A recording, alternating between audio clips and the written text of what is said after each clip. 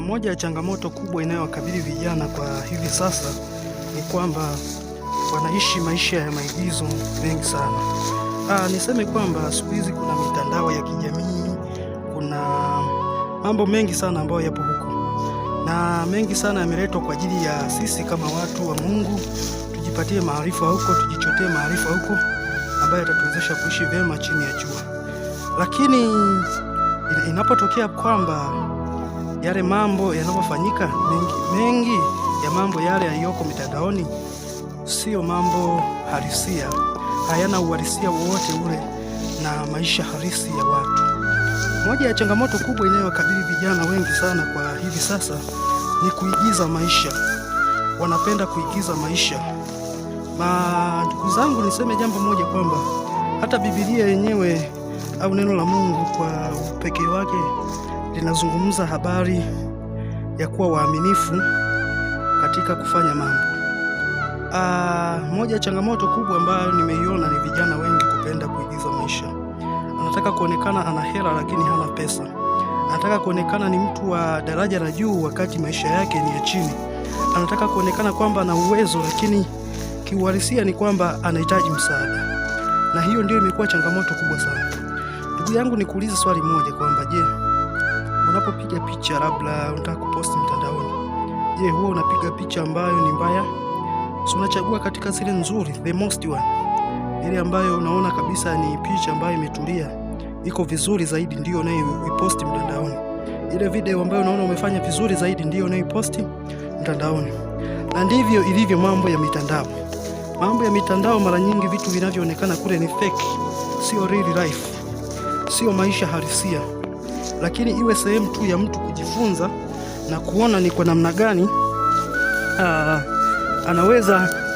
anaweza mtu huyu akajifunza baadhi ya mambo ambayo yanafanyika kule katika mitandao ya kijamii. Lakini kuigiza maisha ni moja ya jambo ambalo kwa namna moja au namna nyingine linaleta changamoto kubwa sana kwa vijana, hususani katika maisha ambayo tunayaishi hivi sasa. Ni kwamba watu wengi wanaigiza maisha. Na ukiigiza maisha siku zote unashushwa. Amesema, Biblia inasema kwamba yeyote ajikwezaye atashushwa. Kwa sababu gani? Kwa sababu kujikweza ni moja ya kitu ambacho nasema kwamba ni asili ya kiburi. Mtu anapokuwa na kiburi, maana yake anajikweza, hataki kuonekana kwamba ni mdogo. Na vijana wengi wako hivyo. Unakuta hususan wanavyuo wengi wanaigiza maisha, wanaishi maisha ambayo sio yao.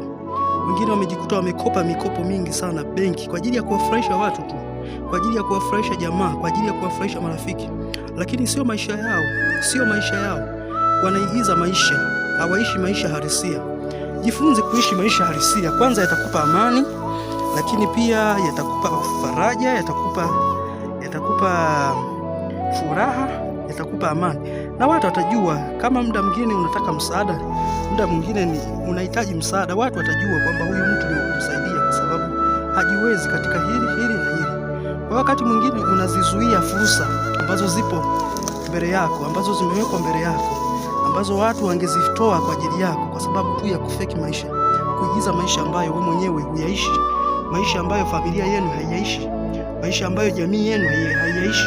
Kwa hiyo kwa namna kama hiyo ni kwamba mwisho wa siku tunajikuta kwamba tuna watu fulani ambao maisha yao ni feki, yani uhalisia ni watu wengine, lakini mbele ya watu au mbele ya vyombo vya habari au mbele ya kamera ni watu ambao ni wengine.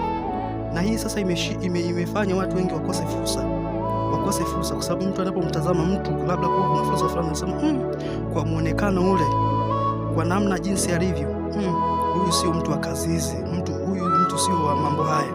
Jifunze kuishi maisha ya kwako mwenyewe.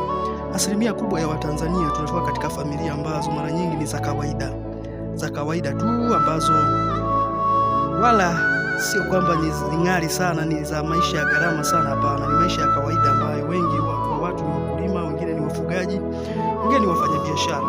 Lakini watu wengi utaona wanaishi maisha kama ya kina Bill Gates, jambo ambalo sio jema sana machoni pa Mungu, pia machoni pa watu.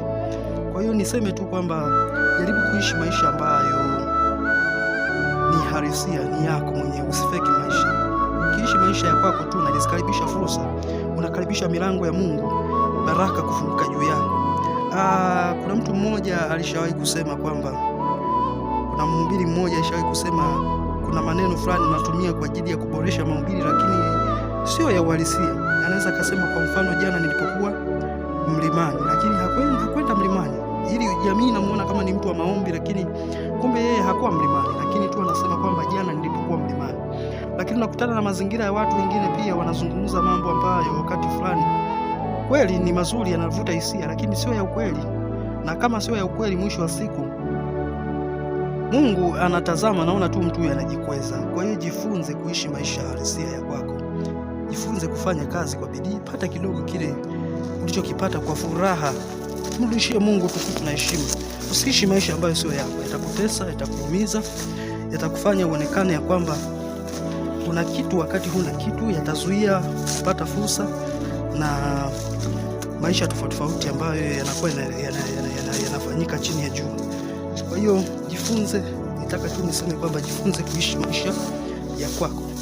Mungu wa mbinguni akubariki sana. Naitwa mtumishi Awadi Mayomba, ni mjasiriamali mdogo, naishi katika maeneo ya kijijini huku nikipambana na maisha, lakini nafurahia wokovu wangu, nafurahia matunda ya wokovu wangu. Naona Mungu akifungua baraka katikati ya maisha yangu. Mungu wa mbinguni akubariki sana.